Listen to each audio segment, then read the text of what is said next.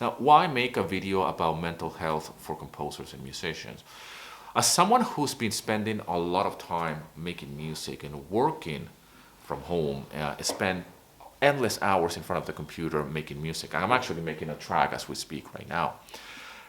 We live endless times in our head because we are creatives, we're artists, we're musicians, and we spend a lot of time inside our own heads. We're always thinking about how to make a melody or a chord progression or how to mix our track better. And add to the mix that we're comparing ourselves to somebody else's music, that just, it can really chip away our confidence, and it just builds up these insecurities that we might have as creatives. So I've been guilty of this. I've been a victim of this mentality and really suffer over the years endlessly. So one of the things that I have seen as I am helping others get into music licensing, as a teacher, as a coach, when I am helping other composers and musicians, even successful ones in music, I see this pattern again and again.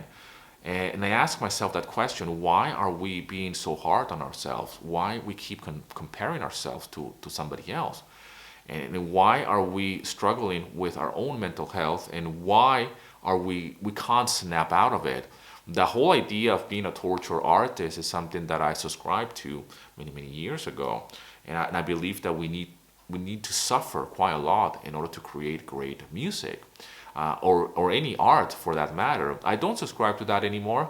I don't believe that you need to suffer, and I don't believe that you need to be a miserable musician in order to be a successful one either. But I do believe that we need to be aware of where we're at mentally and how can we become somebody better, in the process. There's nothing wrong with being happy. There's nothing wrong with being happy with who you are as a person and as a musician. And if you experience defeat in music or in life in general, it's okay, it's part of life, but you don't have to indulge in it. Because I've been a victim of this. I've been really indulging over the years in emotions and ideas, relationship, and even vices, because I consider myself an artist or a musician, and I didn't know anything else.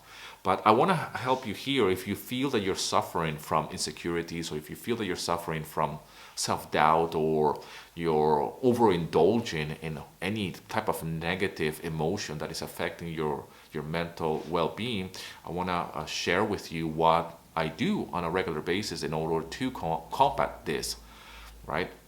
So the first thing is to leave the house, right? Get out of this environment. I spend endless hours here.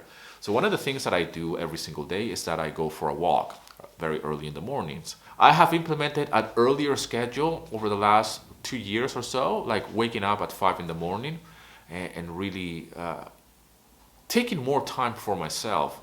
So going out is something that it really helps. And I even do this in the afternoons as well. If I feel overwhelmed, and then if I feel a little bit too much and I'm still in my head because I've spent too many hours here in the mornings, or I've done too much, either it's making music or whatnot, or making a YouTube video, I just go out for a walk, and that's it. I just go out because it helps me. Taking sunlight, all right? I live in Greece. I know that you might live in a different country where you might not experience a lot of sun, but even just natural light, right? It just helps you. The blue screen on our phones is just so damaging. The computers, like the screens, is anything that is screen is just not good for long periods of time. So getting out, going for a walk, taking some natural sunlight, as simple as it can be, this will have an immense benefit for your well-being, for your mental state. Especially if you're a creative person, you might think that by sitting down in your computer, it's going to help you create more. But the reality is that you need to step out of it and actually go out. All right. So these are things that I do on a regular basis. This is not something that I do on a weekend. I do this daily because it's almost like a meditation to me. It's my medicine. And I just need this in my daily practice. As much as I love to be here in the studio, I implement this in my daily practice, and I look forward to going for a walk and to take some natural sunlight. Now, another thing as well that I do on a day-to-day basis is work out. The myth of an unfit musician or unhealthy musician or composer is just something that I don't subscribe to anymore. As I am aging and as I am growing older, I am more aware of health, and that includes my mental health, but as well my physical health. I don't want to be an old guy, unhealthy and unfit with high cholesterol or suffering from all kinds of things that older people suffer from, right? So I do work out daily. I started running quite recently. I've even taken part in marathons and whatnot. This is something that is almost like a side project, but I am the project, right? It's not the music. So I'm trying to detach myself from the music as much as possible. I think we get wrapped up in this idea that we are, I don't know, this composer that needs to be suffering in a corner, right? With a bottle of Jack Daniels or something like that, which brings me to my next point. Get rid of all vices. I know that it might sound like I'm preaching, but I used to be a smoker. I used to be a daily weed smoker. I've done a video about this. I used to be a drinker as well. Not an alcoholic, right? But just a regular guy that likes to have a drink at the end of the day. The problem is that I'm very committed to things, you see? So if I'm very committed with making music on a day-to-day basis, and I'm very committed to do my exercise, and I'm very committed to do YouTube videos and all of this, I am very committed with vices as well.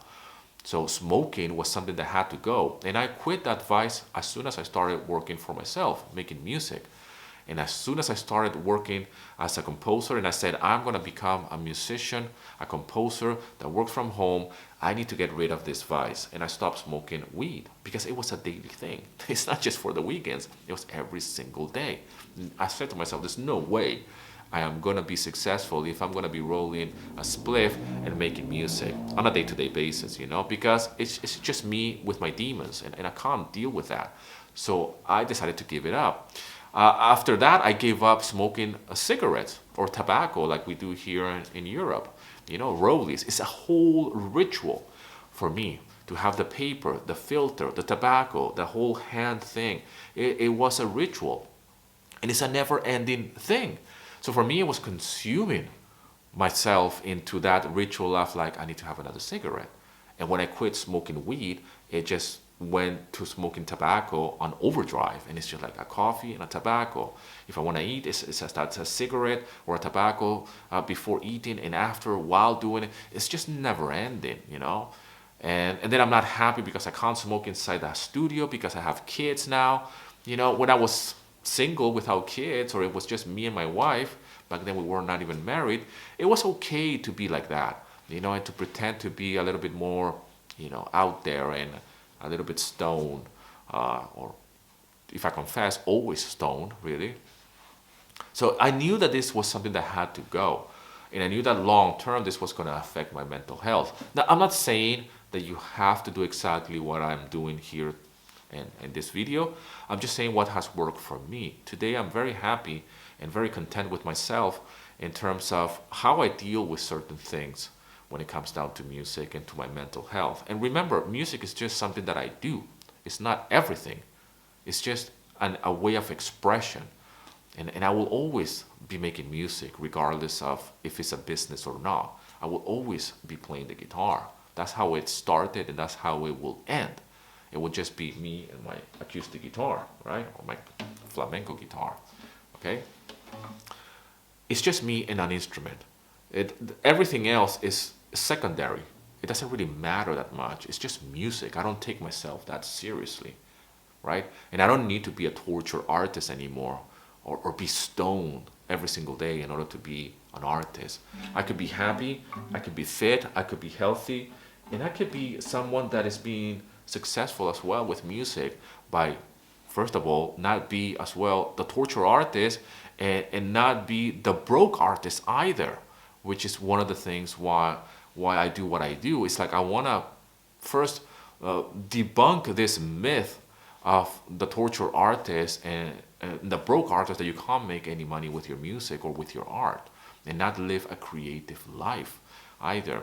I want to be doing this for the long term. And the best way that I can do this for the long term is by taking care of myself, by taking care of my mental health.